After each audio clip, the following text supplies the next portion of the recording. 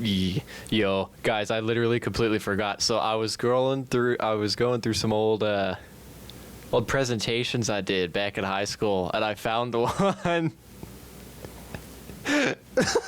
I found what I did. Now let me give you a little bit of context to this. So in history class, all right, it was history class. I was actually like a cadet teacher, so I was there to help people do homework.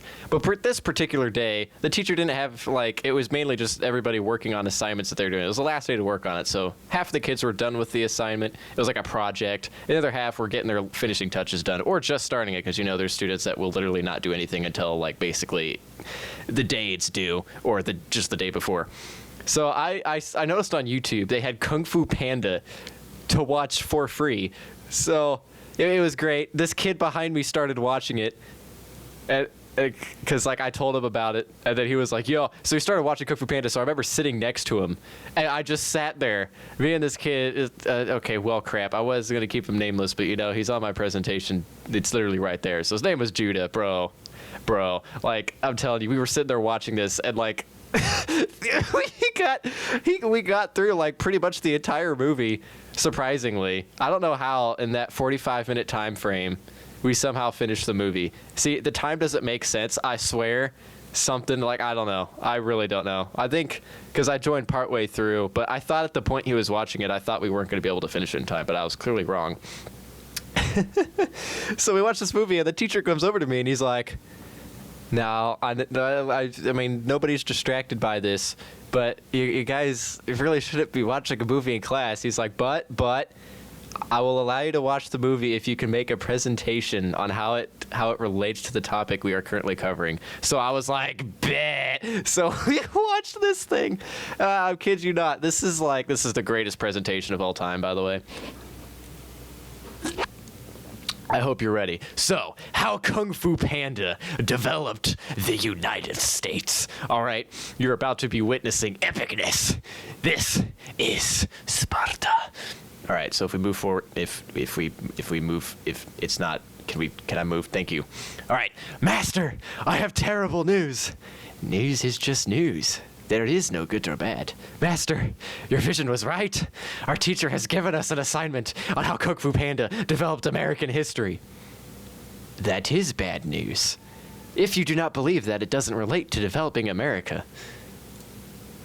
Culture. So, Kung Fu Panda, a movie that has inspired many kids to be the Dragon Warrior. But how does it relate to American development? Po is a panda that represents the American culture. Though the story takes place in ancient China, Po is the embodiment of American culture. Don't think about that too hardly. It makes perfect sense on how he represents American culture. Like I said, don't think about it too hardly. You must let go of the illusion of control. Illusion? I cannot choose when to make a peach tree blossom, nor can I make it bear fruit before it is time. But there are things we can control. We can control the fruit will fall, and we can control where to plant the seed.